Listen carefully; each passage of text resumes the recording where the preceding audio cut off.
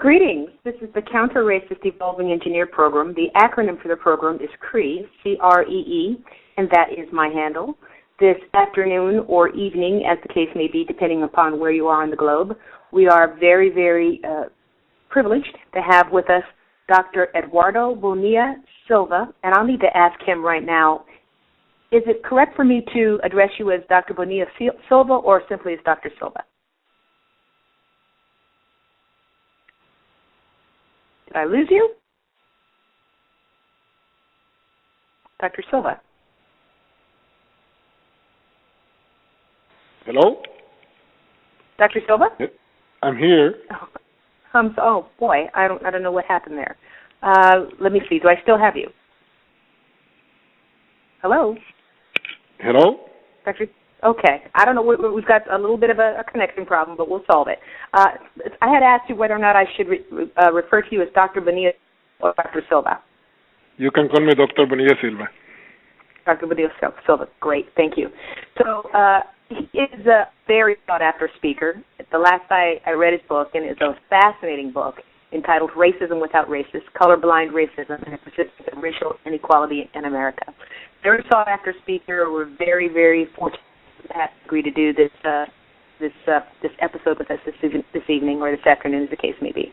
He describes himself as a black Puerto Rican. Have I gotten that correct, Dr. Bonilla-Silva? You got me right. Okay.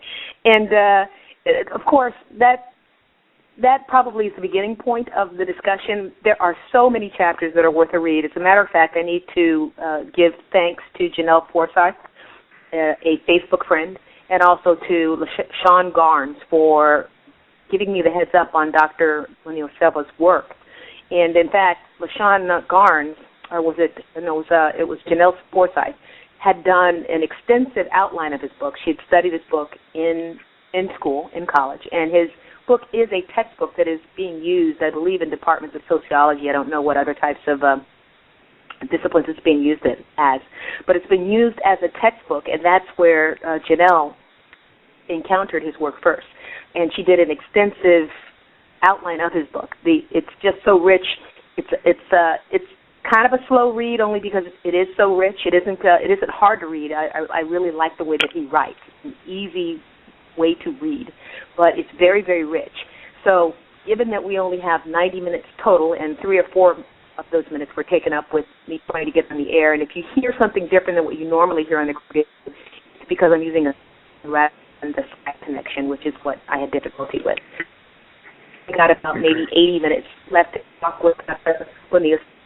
I wanted to zero in on a particular part of his work that borders on how he classifies himself as a black Puerto Rican. And that had to do with Chapter 8. In the title, Chapter 8 gets to the center question of what I wanted to get to for this broadcast, which is the functionality of a term that I like to use, which is called non-black. But the title of his Chapter 8 is E Pluribus Unum. That actually the title of that, E Pluribus Unum? Chapter 8. Yeah. What is the chapter? What is the title of Chapter 8? So basically, it's a prediction about the future of race stratification in the U.S., and my argument is that slowly but surely we are morphing into a Latin America-like system of racial stratification, which means basically that rather than the biracial, meaning white, non-white divide that we have had for 300 plus years, we're going to have a more seemingly fluid system with 3 strata or spaces, so whites and in-between group that I call honorary whites, and the majority of people in a fluid space that I call the collective black. Beautiful. So that's the big claim in that chapter. So white, honorary white, and then a collective space called black. The collective black. Okay. The collective black. So the important thing is understanding who will fit in every category. So if we become Latin America-like, a number of things will be more important in our sort of future than they have been in the past. So things such as the significance of phenotype, meaning hair texture, eye color, lips, and obviously pigmentation. So in Latin America, some people even talk about a pigmentocracy. The darker you are, the worse you are in the system. The lighter you are, the better you are.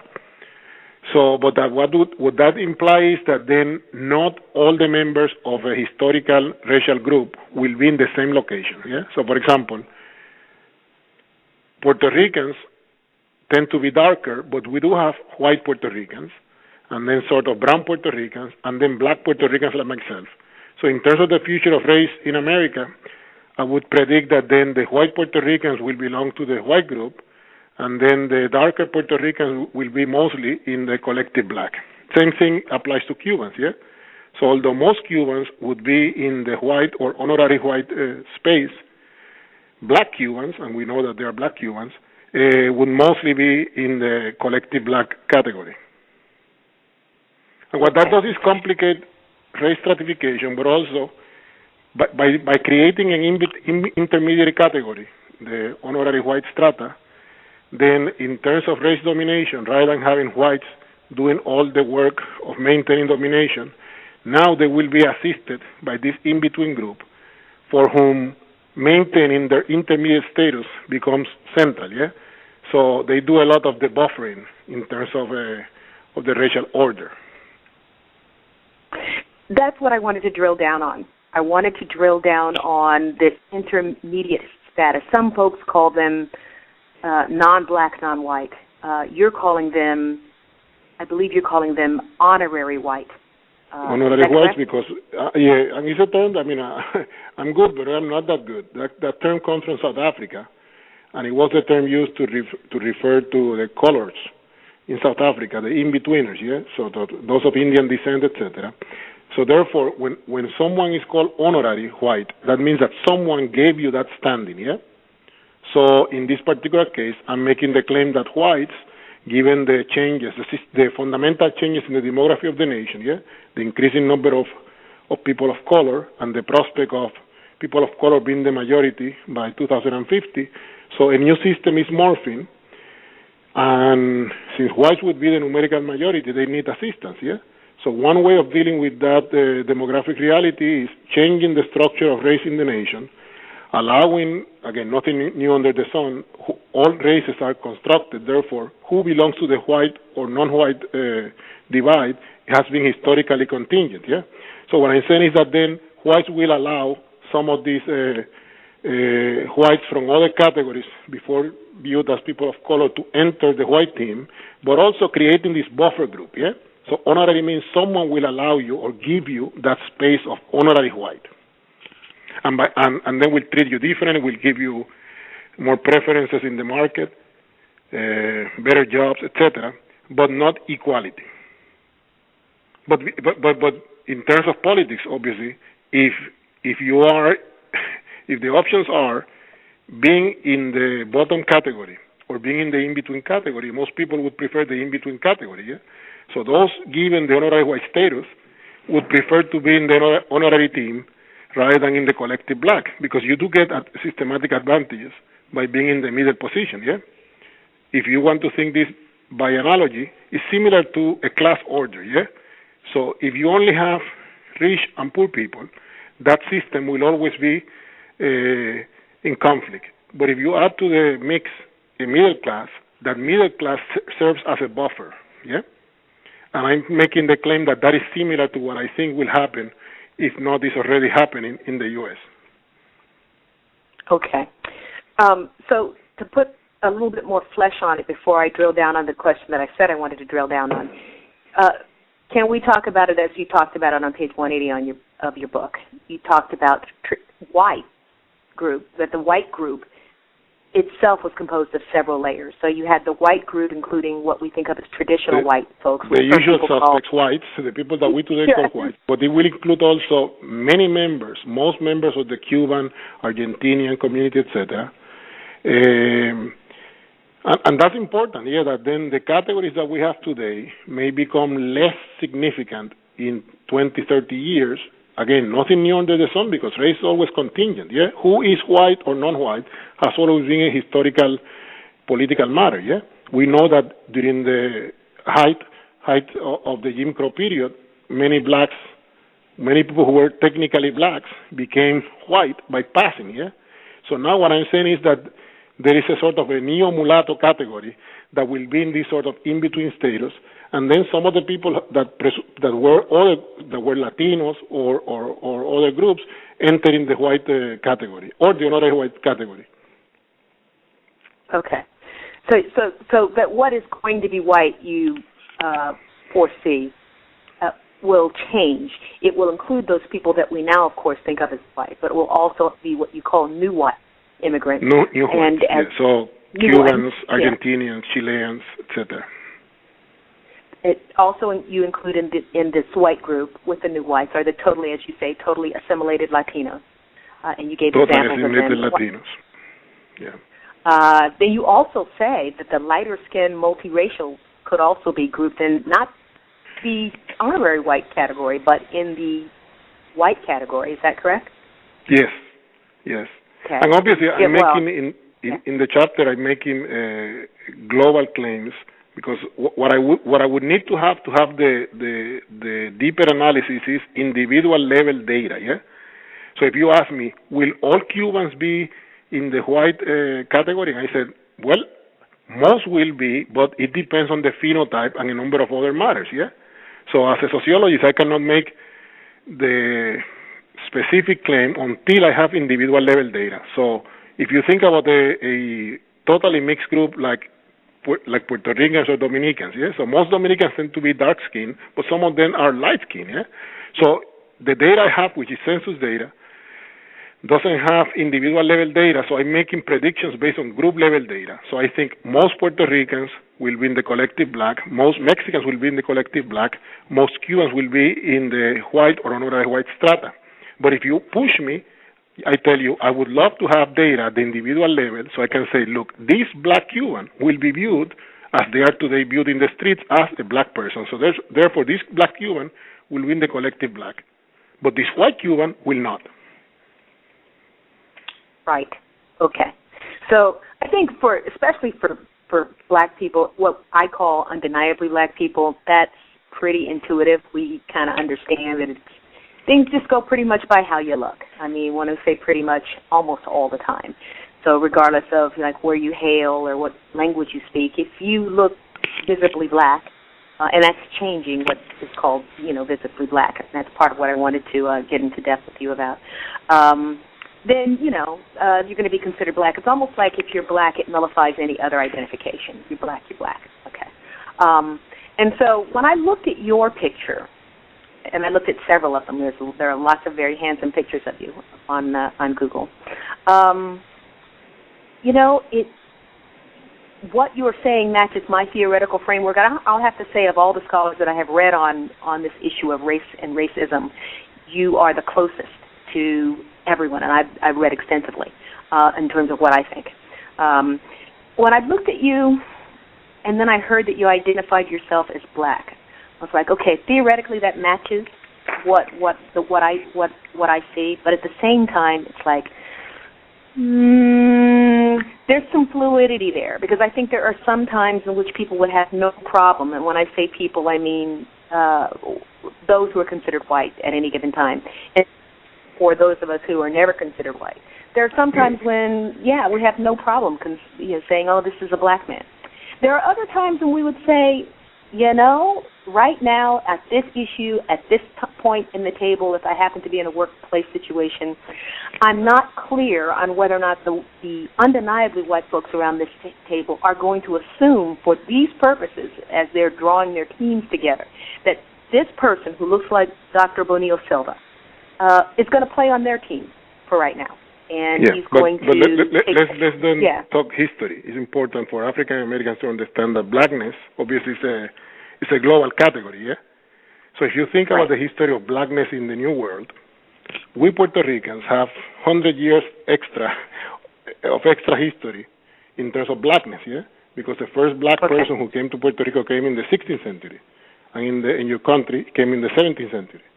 And in my case, I was also born in the U.S. and raised in Puerto Rico, yeah, of a black father and a mulata mother, yeah. So I would challenge you a little bit or press you a little bit on this idea of the undeniable black, yeah, because blackness, like whiteness, are also their social positions, but also contingent. So if we were to look at the pictures of 100 black people, African Americans, you will have variance, yeah? So the recognition in the street of who is black also depends on performance, yeah? Do we agree on that? That not all the people that we read as blacks, yeah, will be accepted as black. It depends also on the performance of blackness, yeah? So Mariah Carey, what is she? Well, if you ask me, she's not black. If you ask me... Okay, good. Then we can have a debate.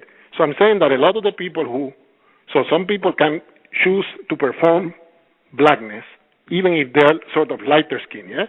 So and we know why we have lighter skinned folks in the black community, yeah? So there was a history of racial mixing during slavery, not by choice, yeah?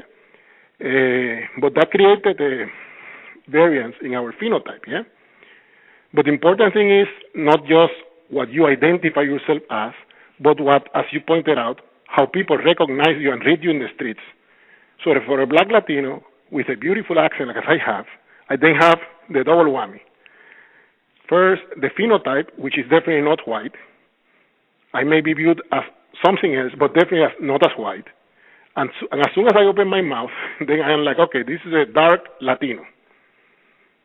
So hated for two reasons, yeah?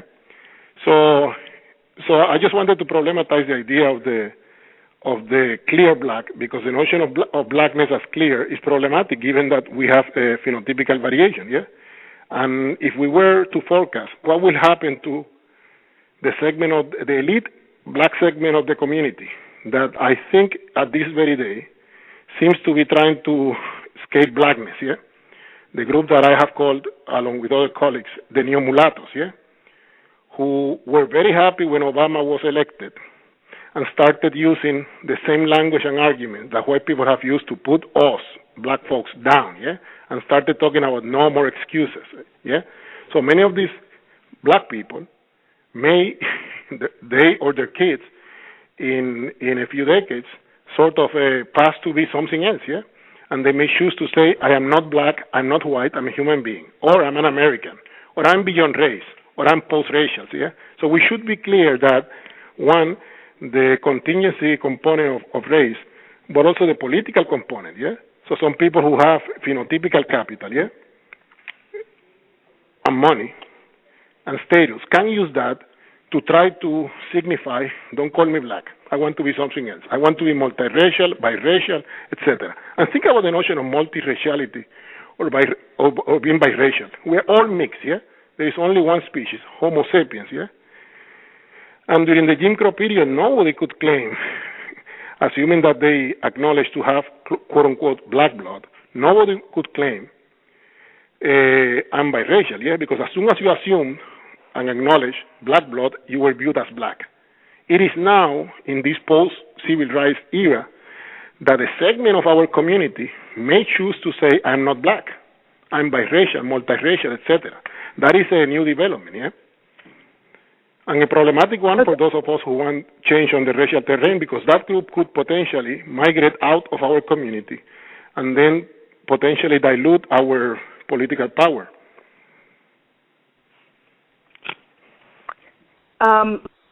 I've forgotten who the scholar is.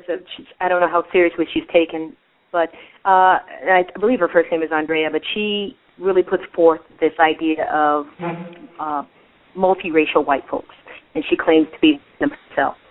And it seems to me totally possible and totally happens in most of Latin America, which is what you are likening the future of the United States to, where there are lots and lots of people who will say they have a white grandmother, sometimes, a black grandmother, a black grandfather, or sometimes even a black mother or father, and will still be classified as and function as white. And are you seeing, or even do you see right now here in this part of the world called the... You're breaking up. Hello? Oh no. Okay. Yeah, I'm hearing you. Yeah, I hear you.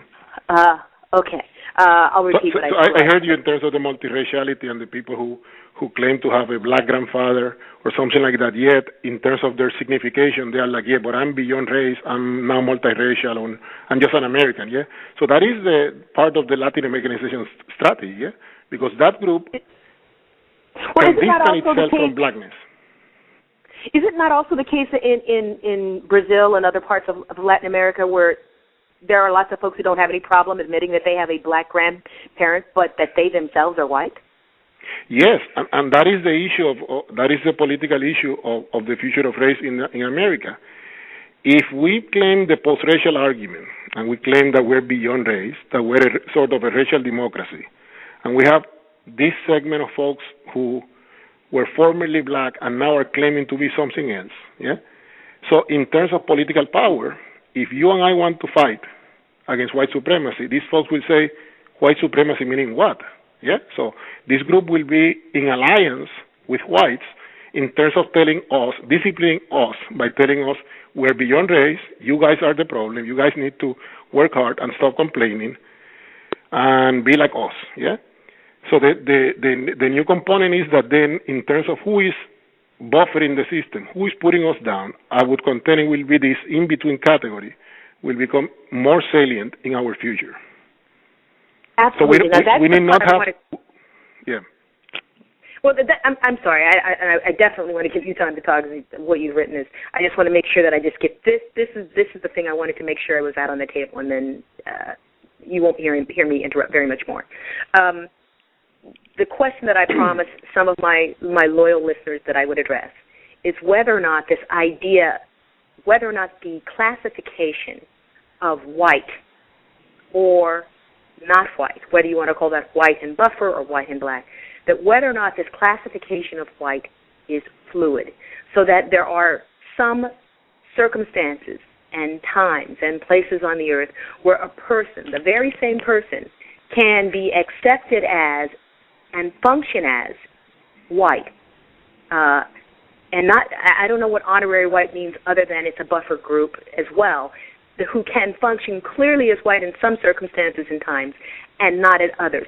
So that this group of people who are not what we think of as traditional whites and who are not what we think of as traditional black, and just go to the extremes, let's take somebody from South Sudan, notwithstanding them, and you go to this in-between group, whether now or 50 years in the future, it can just depend on the circumstance. One moment in the day they can be functioning as white and another not. Do you disagree or agree with that proposition? Obviously, because race is constructed, you are absolutely right that a person can be white in Brazil, migrates to the U.S., and in the U.S. is viewed as non-white. Yeah? So the same person that can make a legitimate claim of whiteness in Brazil may not be able to do so in the U.S., yeah?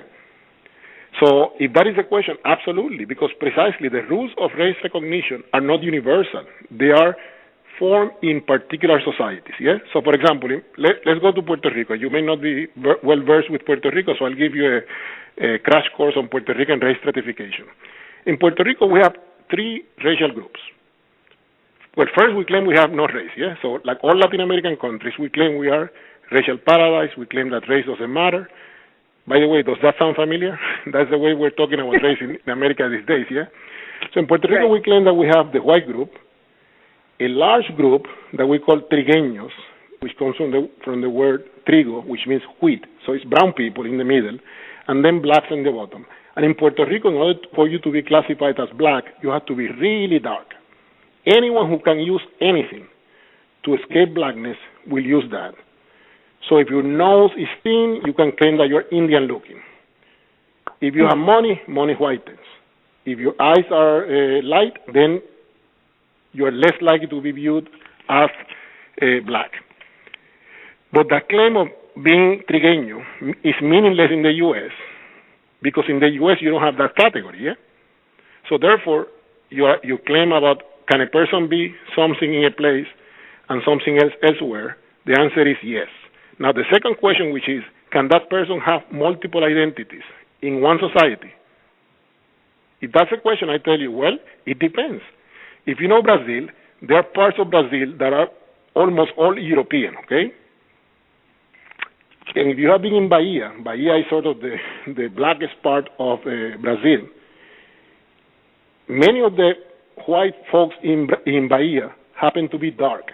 If they were to go to the southern part of Brazil, the most European part, their claims of whiteness are contested because people will look at them and say, you have some black in you. You are not like me. You are not of German or Jewish background, so therefore you are not me. Does that make sense? It does. Yeah, I was totally. I actually read a book called what is it? Not Black, Not White, and I've forgotten who the author was. So I knew that. Carl Degler, yeah. Carl Degler, yeah. You knew that one, yeah. So I understood that, and then my proposition is maybe a little bit tougher, which is to say, how would I say this? I guess by sort of an example. There's a checker at my local grocer who I believe, and I could be incorrect, and this is I want to open up for you. I believe, if I see him walking across the street, I think he's a white person. Now, but if I drive into the parking lot, I see him squatted down with the other checkers in sort of that bato pose. And if I listen to him, I can hear a Spanish accent. But I've had encounters with this man, and he not only mistreated me on the basis of color, but he seemed to be given wide power and latitude to do so, not only me, others. I have no doubt. Now, when I asked somebody else about this, is this a white person? I was told, this is absurd. No, he's not white. He's quote-unquote Mexican. This thing that you talk about in your book in terms of, it's not about race, it's about nationality. Race doesn't exist. We're all Mexicans. We're all Americans. But I have this sense that he and a lot of folks like him move in and out of the ability to be white and therefore practice racism, just depending upon what the politics are of the moment and whether or not other white folks think that it is strategic to include him as part of their team at that moment. I and it might even be in the same day. Okay. Yeah. So can you help me? Obviously, any person that comes to the U.S., no one is racially innocent, okay? So if you come from Mexico or Puerto Rico or Brazil or the Dominican Republic, you do have a racial history, okay? Now, you come to the U.S., you immediately recognize that you're in a different system, okay? And in this system, being viewed as black is problematic, yeah? Because in the U.S. we devalue, actually, across the world we devalue blackness, but the way in which you devalue blackness is different. So in the U.S., I'm not surprised. I'm not saying that is a good positive development, but I'm not surprised that a person that can try to claim non-blackness will try to do so, and therefore try to strategically behave white-like in their relations to African Americans. That person, by the way, let me give you an extreme example, and you may have be familiar with this. Sometimes you know that you and I deal with Africans who deny their blackness and who are not very happy about being called black. Sometimes it can be also a Haitian or a West Indian who then tell us, I'm not black, I'm Jamaican, I'm Haitian, I'm Ethiopian, I'm anything but black. And we Africans are different than African Americans. So therefore, here you have an example of a person who is phenotypically, presumably using your terms, unquestionably black, making a claim that sounds white-like, trying to avoid blackness. Now, the important thing is what happens later after those people have been in the U.S. for a while. So what happens to the kids of the Ethiopians, assuming their kids are, assuming they marry Ethiopians or African Americans? Those kids become black, the second generation. We have data on that, and they behave black-like, and they experience life as black people, So one thing is what the parents do, another thing is what the kids do.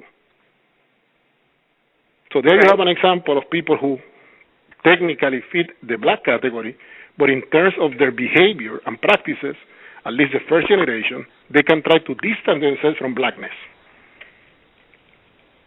Yeah, now, see, that part I get. I get the distancing oneself from anything that's not white. The difference, I would say, between the Ethiopians, and I've met many of them, both the generation of the parents and their children, The difference, it seems to me, between the Ethiopians or even, whatever part of Africa, Somalis, who claim Kenya, to be anything but black, and say Umberto down at my local grocer, is that they may dislike me and they may dislike being categorized as black, but they don't have access to the power, and it seems to be a group power, to make decisions that affect large numbers, relatively large numbers of black people.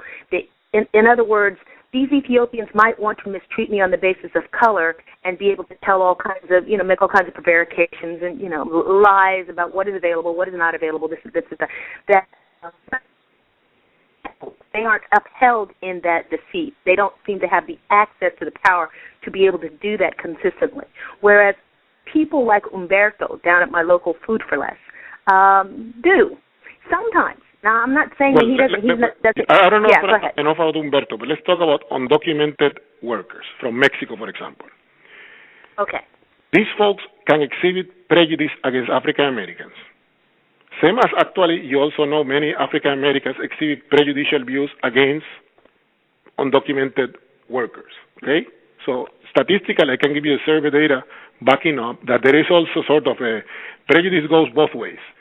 But I would contend that, and I don't know Umberto, the specific of the situation, Umberto probably has relatively little power, except for personal power, to impose his prejudicial views on you. Umberto is playing a system that he doesn't control.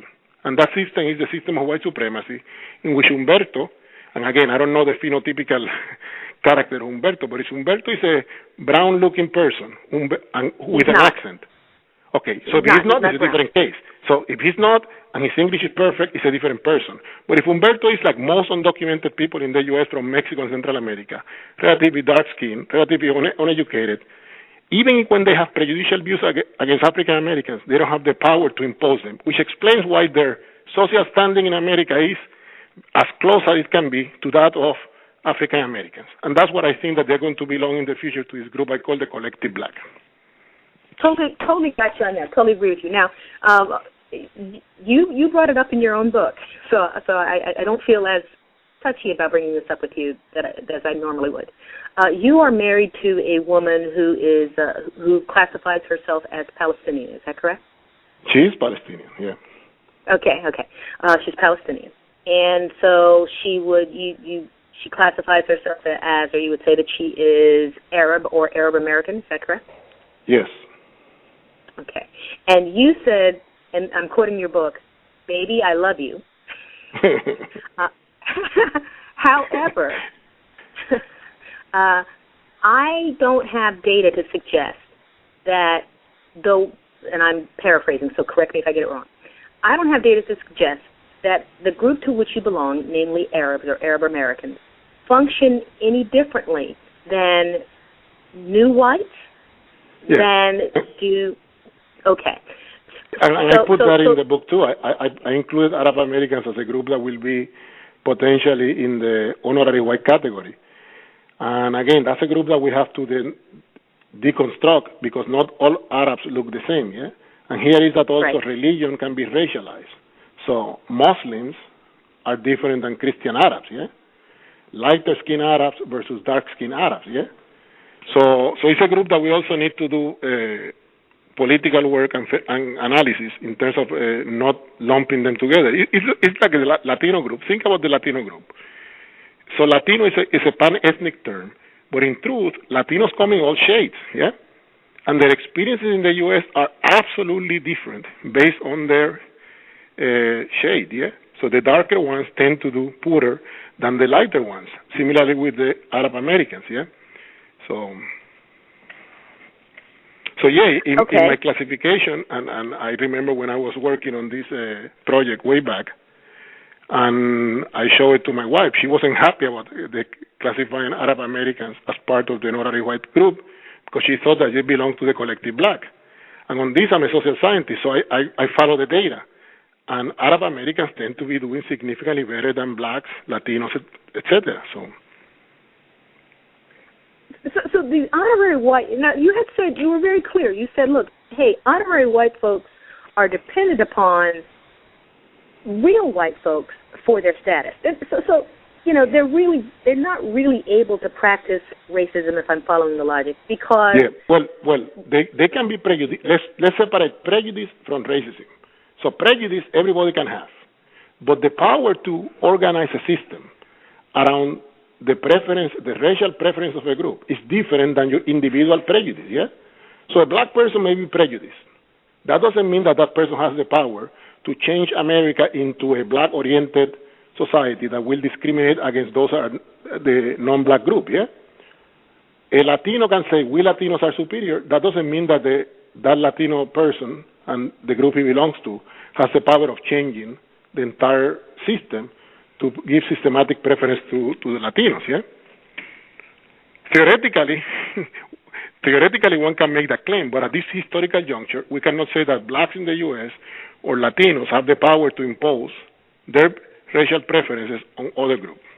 And I want to believe that we blacks and we Latinos want to change the equation of race and work towards a society in which race declines in significance, and then we fight along other axes of stratification. Yep, I want to believe that too. Very much want to believe that, and I believe, and I'm holding on to the possibility that, as you say, a person can be black according to performance. I'm still holding on to that possibility. Now, as regards many of just want to one point here to be clear. One point to be clear, that I want the audience not to believe that I think that race is about just performance. Yeah, ultimately, it is about how, after the rules of recognition are socially determined, no matter how much you perform, there are limits to your performance. Yeah, so whether it's Humberto or me or you, it is the streets of America that decide how they're going to classify you, Humberto, and I, yeah? So I can imagine, for example, I was a confused Puerto Rican claiming to be white, and I tried to perform whiteness in North Carolina. Actually, anywhere in the U.S., guess what? My claim of whiteness will be limited, no matter how much I try to perform whiteness, yeah? So race is performance, but performance is not the ultimate criteria to determine what race you are, because it's ultimately an externally imposed category, yeah? The streets of America, when you walk in the streets, people are going to make a decision about who are you.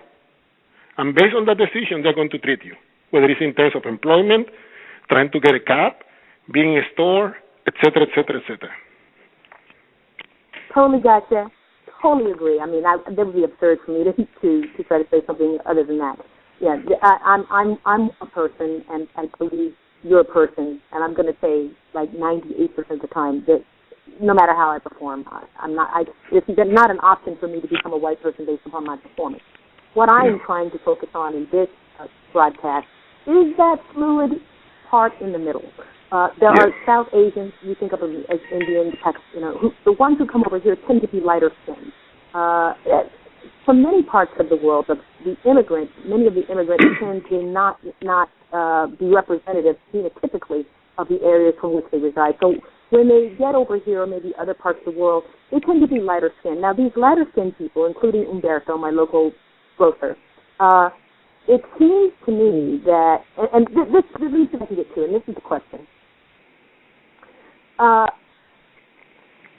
When you are categorized as an honorary white person, how is that different when you are categorized as honorary white? How do you function differently than any other white person? Because it seems to me that all people who are classified as white are white only because collectively or at that moment they are accepted as white by other white folks.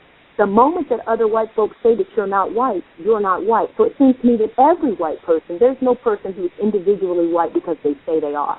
They're white because now I understand what. Okay, so basically, I get you. What you're trying to say is that there is no honorary white. Either you're white or you're not.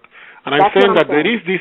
So I'm making the claim that there is this, and if you read the latest version of the book, I call it a space, yeah, not a strata, but a space. And it's a space that is fluid because that person, your instincts are right. That person that may be in an in-between category, like Humberto, that person has the aspiration, I think the aspiration of moving to the white category. That's the goal, yeah? And whether it's he or his children, the goal is to become white. But what I'm saying that so long as there are rules of recognition at this juncture, yeah, about Latinos, Asians, etc., there are limits on your efforts to become white. That's all I'm saying. And that one could socially look at the data, and the groups that I'm claiming are in the in-between position. If you look at their income, if you look at their educational level, if you look at their political views, even at the racial views, they are not totally white. Yeah. So if I were to separate the groups that are called white, honorary white, and collective black, what I find that in terms of income, education, social estimation, etc., the honorary whites are in an in-between position. Now, your instincts are absolutely right. That people in that group, their goal is to move to whiteness. Because if you become a member of the white team, without questions, you're going to be better off in society. Yeah? But what I'm saying is that effort of becoming white is an effort that may or may not pan out. It also depends on what you do. So imagine that for whatever reason Humberto decides to marry you. I can guarantee you that in terms of his effort to become white, that will be an issue. And then he and his kids would join the collective black. See, the thing is, I'm not disagreeing with you on that. I don't disagree with you. I think it's how we're conceptualizing. It's an average experience. So you're a social scientist, and so you're looking at aggregate data. And you're even looking at aggregate data for a particular individual. Overall, is he able to function as white, or he's not able to function as white? And I'm trying to narrow it down to more like a specific instance in time. At the individual level. And that's where, obviously, I cannot, unless I have more data on Humberto. So, for example, is Humberto perfectly fluent in English? Is Humberto totally white-looking? Or is Humberto is a person that white people recognize as, oh, Humberto is Latino, yeah? All that matters, yeah? If Humberto is able to pass completely, then Humberto is white, no discussion. I wouldn't call him then honorary white, yeah? So in my book, if you go and check, I claim most Cubans are already white. So at the individual level, I would have to get all the data on Humberto to be able to say, oh, I think that based on what the data you are telling me, Humberto probably is already white, or Humberto is in this honorary status. But in terms of his behavior, that seems to be what you are suggesting, that Humberto is behaving probably in a patronizing way against you, or in a racist way, in a prejudicial way against you. I'm making the larger point that a lot of people that come to the U.S., okay, foreigners come to this country, immediately read the racial order, realize that being black is being at the bottom, and then try to mimic in their behavior whites. That includes people that are black. Foreigners that come try to mimic black, even when they phenotypically are viewed in the streets of America as black. No, we're talking about. So if you know Dominicans, for example, or black Cubans, oftentimes they tell you things, or black Puerto Ricans. They tell you things that you are like, how can you say that? You are a black-looking person. And the reason, the secret behind that is that these people come from a different racial formation, come to the U.S., realize the rules of engagement, realize that their job is to try. I wish politically that all of us, black-looking people of the world, unite to fight white supremacy. That's the goal, yeah, the political goal. But the reality is that many people then choose a different path, which is the path of attempting to pass, distancing themselves from blackness. And again, in terms of the group that we call blacks, can we find historical examples of people in the past and in the present that tried to distance themselves from blackness? And the answer is yes. We even have a name for it, passing. And today, a lot of the people that we recognize as black, some of them, elite blacks particularly, are trying to distance themselves from the black community and become something else. We talk already about the multiracial, biracial, etc.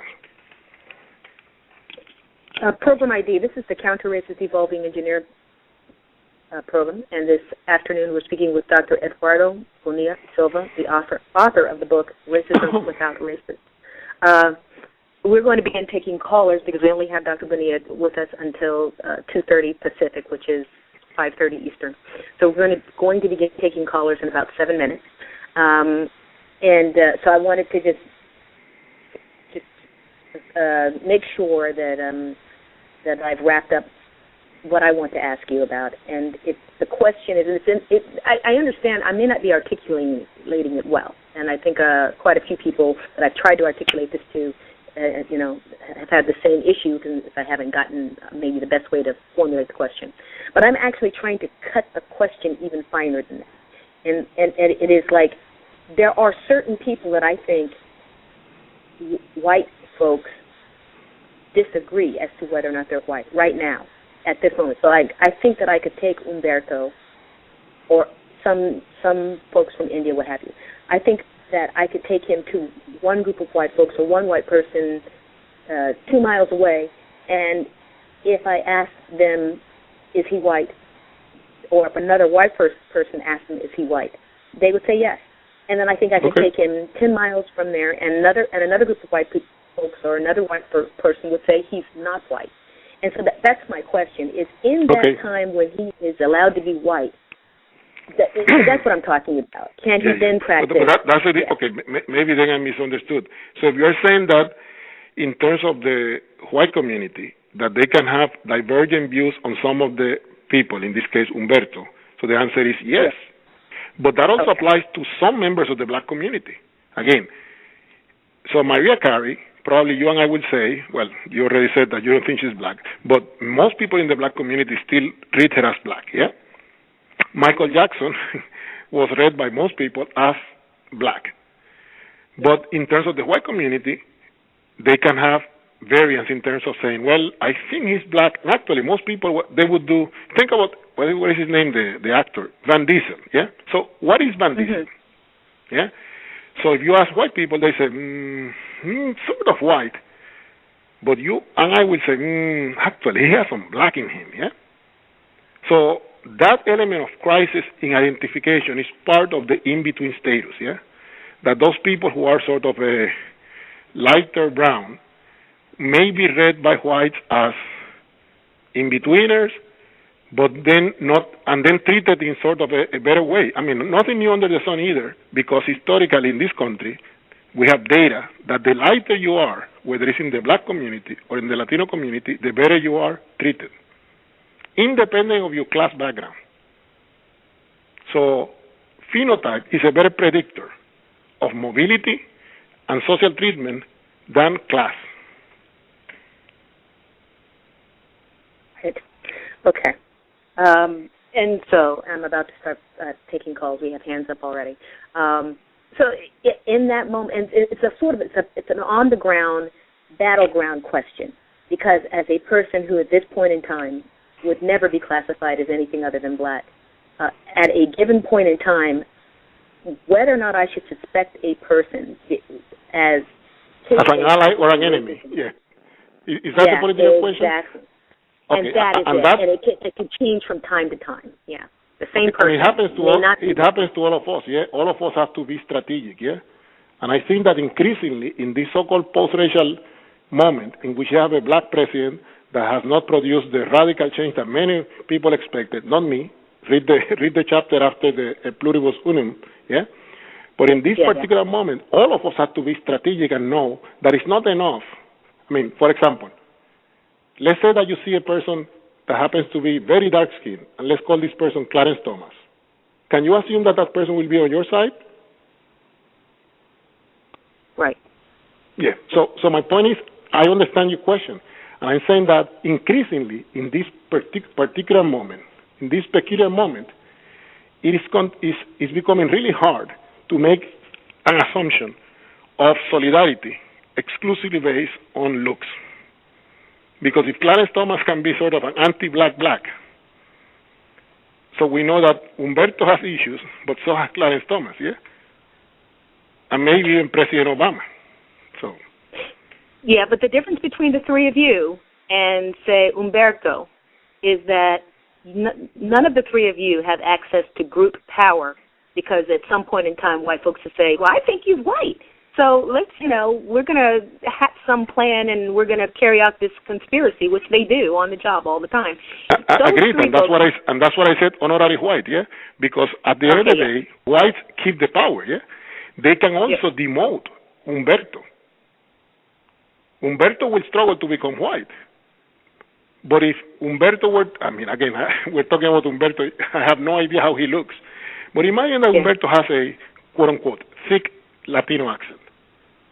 Do you think that if he does, across the board, I can tell you, he's not going to be treated very nicely by most white folks in America. Because in America, accents are also racialized, independent of education, yeah? So I'm a professor at Duke University. That means nothing in the streets of America when I talk and when people look at me. Wow. That's a big statement. That's a huge statement. And it's the pigmentocracy. I had never seen that term before. The pigmentocracy seems to determine just about everything. Now, the hands went down, and I don't know what that is.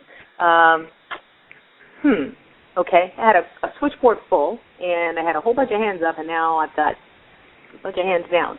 Okay, we're opening up the switchboard now. If you want to talk to Dr. Bonilla-Silva and you want to ask him a question, the time is now.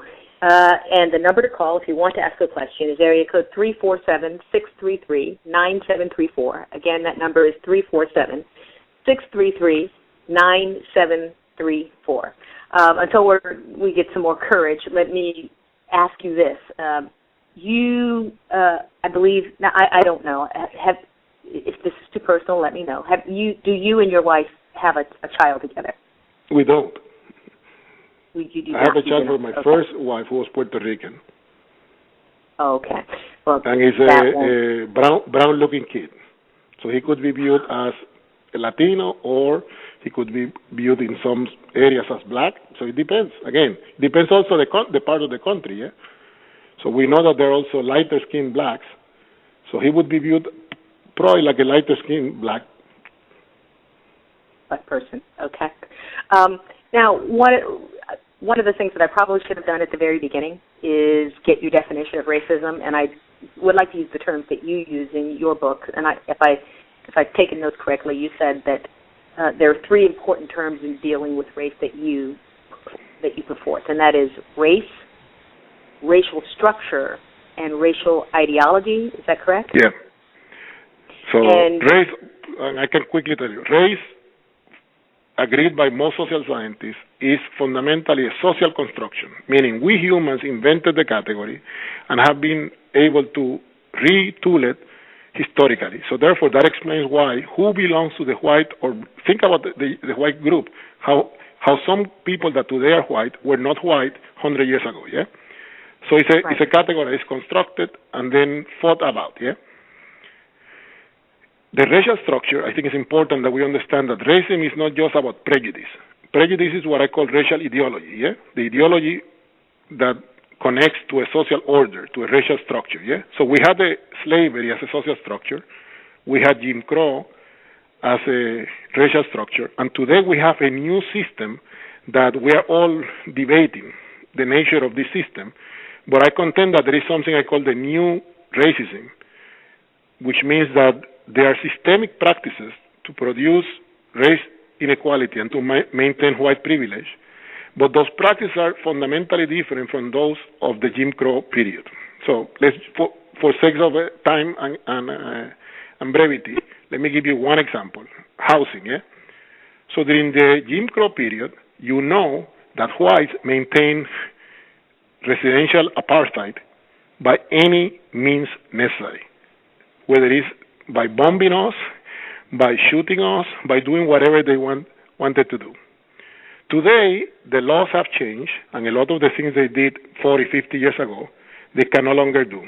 However, residential segregation remains extremely high.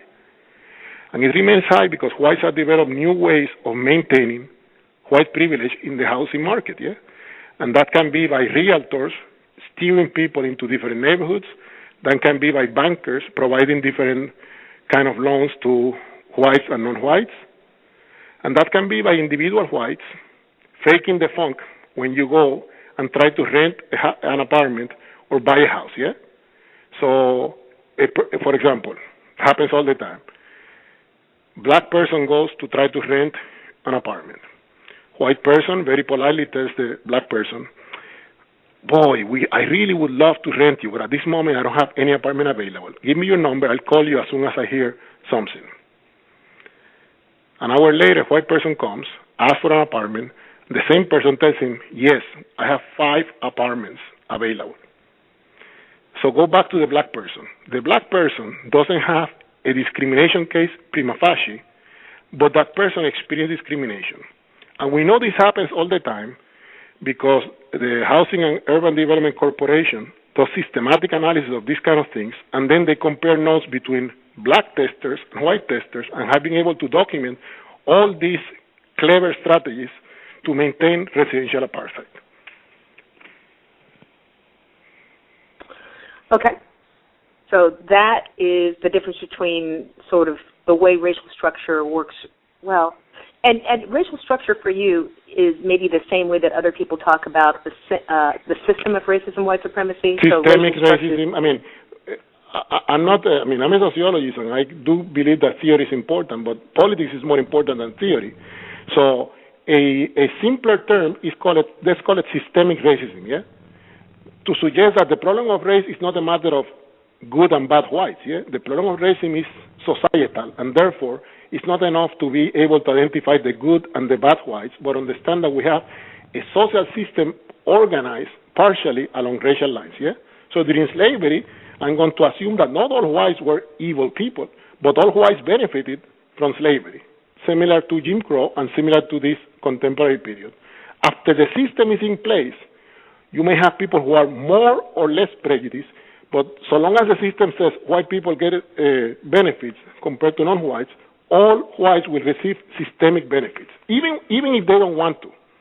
Sometimes they receive benefits without knowing, yeah? So, for example, that person that went, going back to my own example, that person that went to check for an apartment and was told there are 5 apartments available received a benefit compared to the black person who was told there are no apartments available, yeah?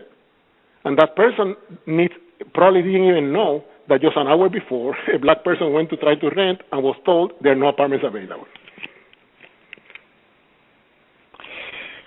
You referenced it just now in as you were just making that point, and it kind of goes to your title, which is Racism Without Racist, which I took, as I read the book, as a tongue-in-cheek, which is that there's all this racism, but yet no one claims to be racist. You know, somebody even the KKK these days, even the KKK says we're not racist, we're pro-white, and they claim they are like the NAACP. That's what they claim. We are the NAACP for white people. Right, we're just pro-white. Exactly. We're not racist. You know, so this idea of racism without racist, and that people don't have to be evil, so in order to practice racism. Do you feel like when you are invited to talk, and people have seen the title of your book, do you feel like much of what they want to hear is that it's okay to acknowledge that, much like they do, it's okay to acknowledge that racism exists, and rather than hearing that you're not concerned with finding the few good white folks, but that in fact you just focus on the effects of what the behavior is, regardless of who is admitting to doing it, rather than hearing that they hear that it's possible to acknowledge that there's racism without there actually having to be racist, and so they feel like they're free from being pointed out as someone who is part of the group of people who are making the system go. If you want to know the truth, the reaction is the opposite. Oh. If I were saying something like, the racists are those people who are in the Tea Party or the birders, then the 70% of whites who don't believe those things are like, wow, I'm free of racism, yeah? I begin by telling them that although the birder folks crazy, the average white person who says, I'm not a racist, but, yeah? So there is a new racism that I call in the book color-blind racism. That is the center, the core of the racial ideology of this new order. So therefore, the reaction I get is, actually, from many whites, anger, because they expect me to be talking about those poor whites in the South, those working class whites, those Southern folks, and I tell them, no, middle class whites, educated whites are part of the problem and actually are the core of the racial problem in America because there are more whites who claim to be colorblind, who use the I'm not a racist but, so my best friends are, etc. So there is a new language, a new way of maintaining white supremacy that seems suave and nicer, but it's ultimately as effective as the old language and tropes of the past. So therefore, many of them get mad because they expect me to be talking about the other whites, yeah? And I tell them, no, I want to talk about you folks and the ideas you have that you claim you're colorblind, and I'm claiming that your ideas are fundamentally problematic.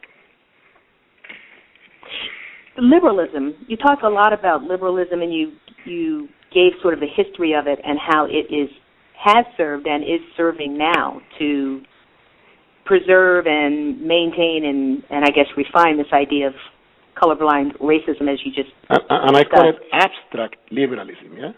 Yeah, so yeah. Let me give you one. Yeah, let me give you one quote. So, someone can say, I'm all for equal opportunity, okay? That is the liberal tradition. I'm all for equal opportunity, and immediately say, that is why I am against affirmative action, because affirmative action is reverse discrimination.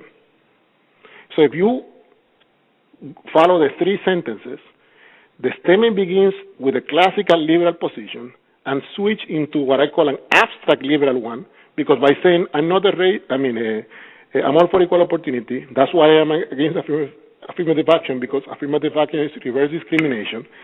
That statement assumes that we are beyond race, and in the market, presumably people are judged based on the skills they bring to the market. And in truth, we have data that in terms of employment, in terms of housing, in terms of anything, try to go and buy a car.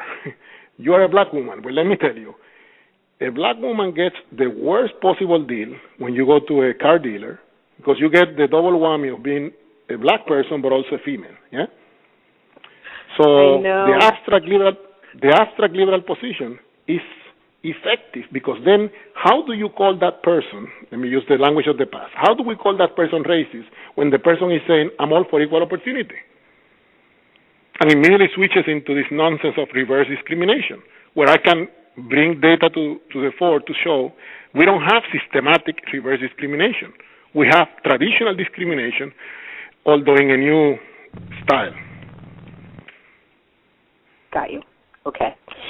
Now, you also talked about how there's this convergence now of the political and ideological actions of the Tea Party, which, like what we think of as the right-wing part of the Republican Party, and this so-called multiracial movement, and how it's created a space for the way that data is collected on race in this country, and how it's helping again to make this new colorblind racism the way that business is done. Could you talk about that? Well, actually, I do a more, perhaps for your audience, a more controversial claim. I use the term in the book, the Republican Party. Republican, meaning that the difference between the Democrats and the Republicans on fundamental issues is not as big as one thinks, yeah? In the tradition of Gore Vidal, the famous American writer, once was asked if he supported a third party, and his answer was, no, I support a second party, implying that the distance between Republicans and Democrats is not that big. And in terms of race, let's not forget that the Democratic Party has been central in what I call abstract liberalism, meaning they have been central on telling us, so the Republican Party may be a bit more aggressive in perhaps even more traditional in their racism, but the Democratic Party is also problematic in their racial views, yeah? Let's not forget Clinton and his so-called welfare reform. And let's not forget the Sister Soldier moment. And today, let's not forget that our own black president, part of the Democratic Party, goes and gives a speech in what was the name of that college? In HBCU. Months ago, gives a speech in a college and basically chastised black people for lacking personal responsibility and fundamentally claims that, we need to work hard, etc. If you were to close your eyes and I tell you a president of the U.S. went to a black college and chastised black people for this and that, you would call that person racist. Well, actually, Obama, if you were to remove the fact that it was Obama and you go to the text of what he said, you should be totally I cannot believe a black person is saying this. But that is part of the new tradition of the Democratic Party, a party that we all know moved to the right in the 1980s.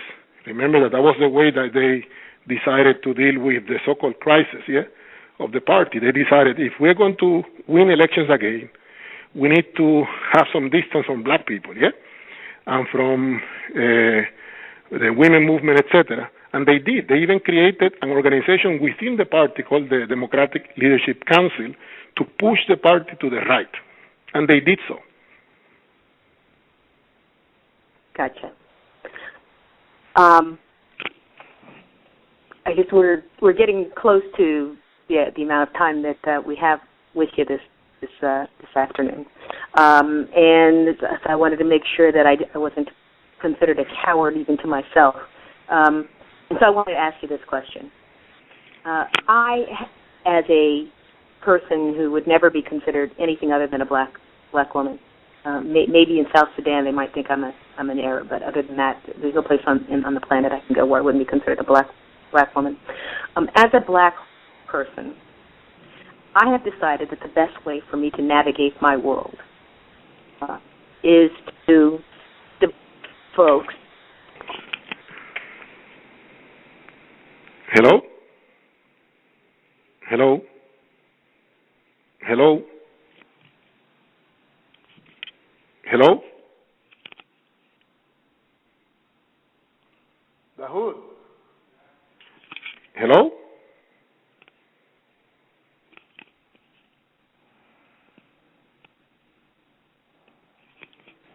Hello?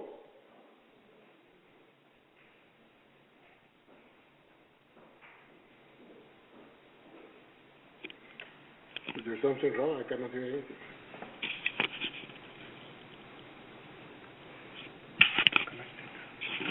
Hello? But there is nothing there. I am back. Can I be heard?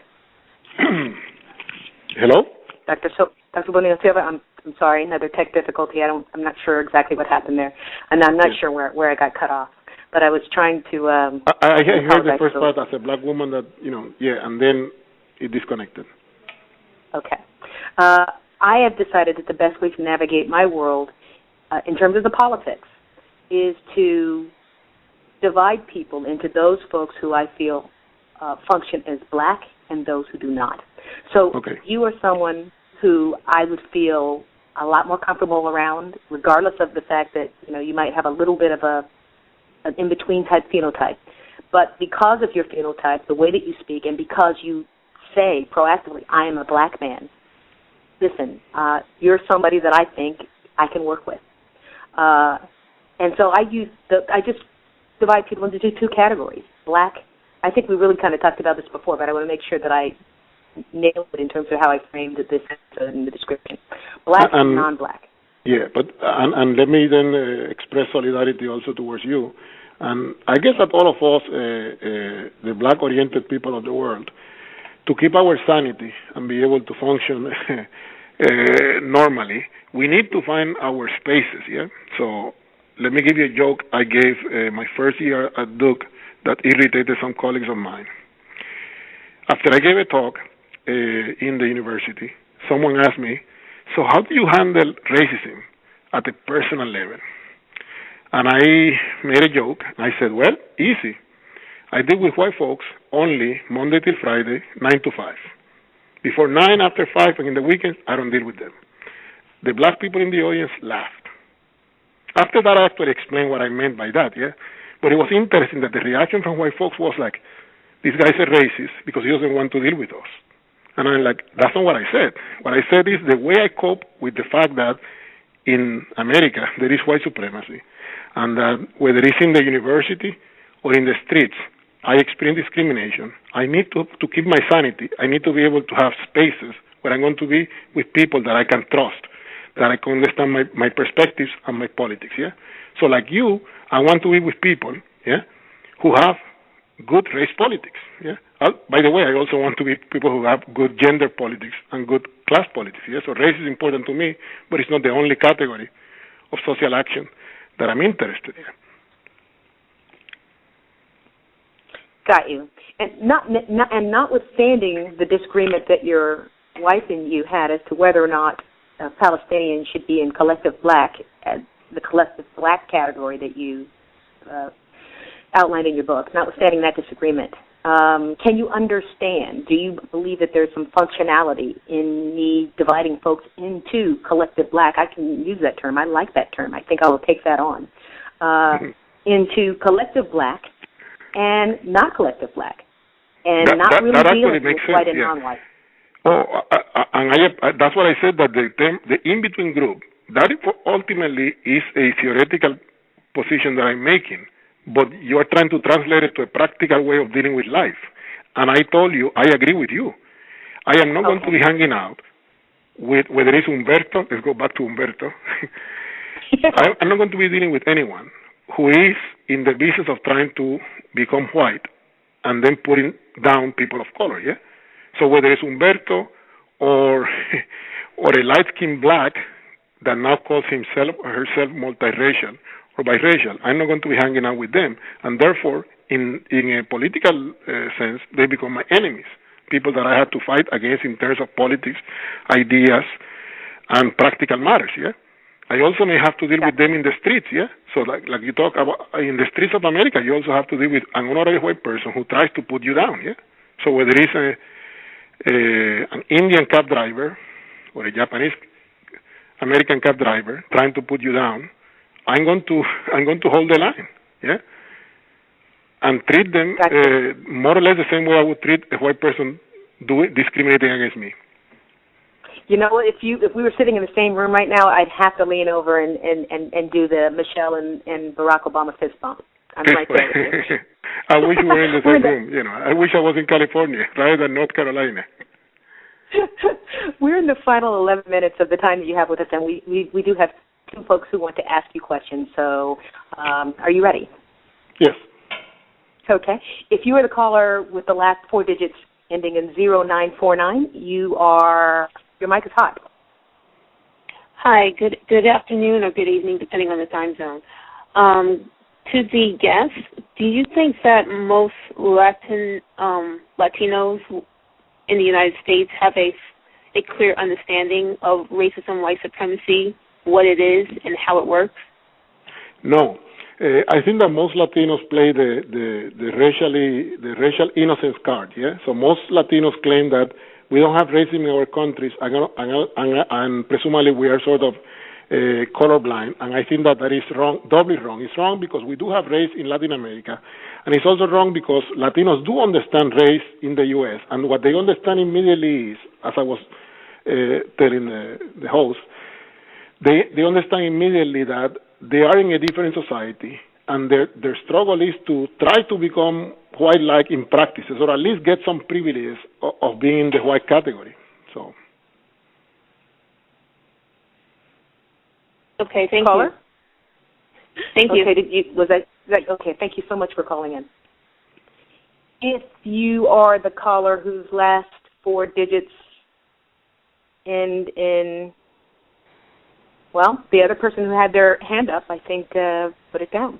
So is there anything that you would like to leave us with, in particular if you wanted to focus in on what's to be done, which is the last chapter of your book? But whatever I'm going to leave your audience with a challenge, which is we seem to be now in a sort of Alice in Wonderland moment in which we have a black president, yet the collective standing of black people is slightly worse than it was a few years ago. It's also a moment in which white people, remember, many whites voted for Obama, yeah? So white people seem to have now the political upper hand because they all claim, many of them claim, I voted for Obama. I'm so happy that we're now beyond race because we have a black president. So for us, people of color, for us, black people, whether Latino or African American, I think that we are in a very difficult moment, and it's a moment that we have to really go back to social movement politics. I think that we have made a political mistake in putting all of our eggs in the electoral political basket. And what we need now more than anything else is a social movement on race demanding equality of results now. At this point, talking about equal opportunity is not enough. We need to demand equality of results. Even if that seems like pie in the sky, that should be our struggle.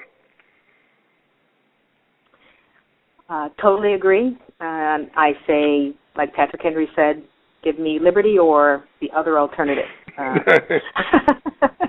I want to thank Dr. Eduardo Bonilla-Silva, a professor of sociology and a council member of the Center for Latin American and Caribbean Studies at Duke University, for joining us this afternoon. Please go ahead and grab his book. Everyone raves about it. I'm raving about it. It's worth your hard-earned dollar. And I want to thank you once again for giving us an hour and a half of your time, Dr. Bonilla-Silva. Thank you for having me. Thank you so much. Have a good evening, sir. Bye. Bye-bye.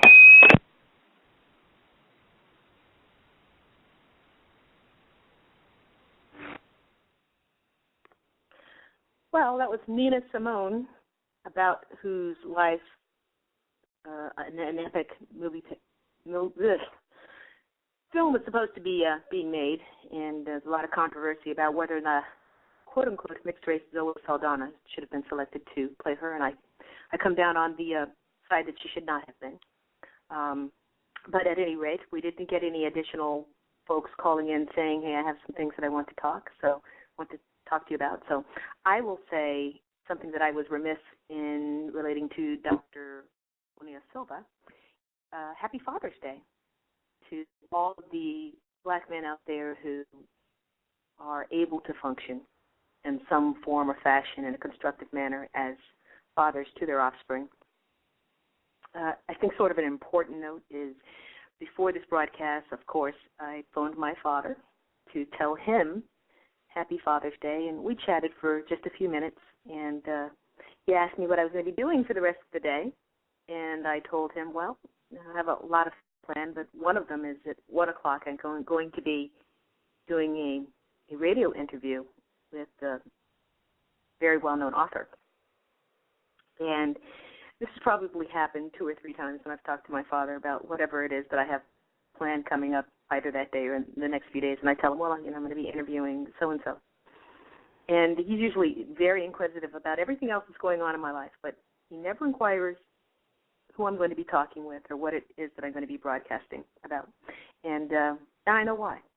It's because he doesn't want to touch anything that's going to get into the waters of dealing with racism. And this is the man I really credit because he's responsible for me being in replacing the system of racism with a system of justice. But he functionally has become someone who I don't know in those terms, and that's probably the most important thing. It is the most important thing regarding that anymore because he's been partnered for the last few decades with a white woman. And so I thought, it's pretty ironic, but it's important to state. But nevertheless, I still wish a happy Father's Day to all of those who can claim or want to claim that they have functioned as fathers in their offspring's lives. And I love my father dearly. So that being said, I will simply say that I plan to return this Thursday, is it? Just check the episodes. It's either Wednesday or Thursday. I plan to return, and this subject will be Black women's reproductive health. It's going to be pretty explicit, but it's not going to be salacious. It's not a sexy episode, but I think it's something important to discuss, and there will be no guests. So if you intend to have any kind of intimate dealings with Black women in the future, whether you're, if you're a male, and certainly if you're a Black female, I encourage you to join us and weigh in on the topics discussed. I don't want to go into detail about what it'll be about because I want to leave some mystery. But do join us at that time. Other than that, I will say let's replace the system of white, and I say /life domination, with a system of justice as soon as possible. And to Scotty Reed, the proprietor of Black Talk Radio, I don't think we drilled down on your specific question, and I apologize for that. Hopefully we'll be able to do that in the future. And that question is whether or not light should be tacked on to white when we talk about a system of white domination. I contend that they're the same thing, that whether or not one is white is relative to anybody else in the circumstance at a given time. And it does depend upon many factors, but all those factors that are associated with color, not just pigmentation, but other things. But that will have to be for another broadcast, I guess. And so as to stop all this rambling, I will say have a good afternoon, good evening, and since it's my program, I get to say, go Heat. Good afternoon, good evening.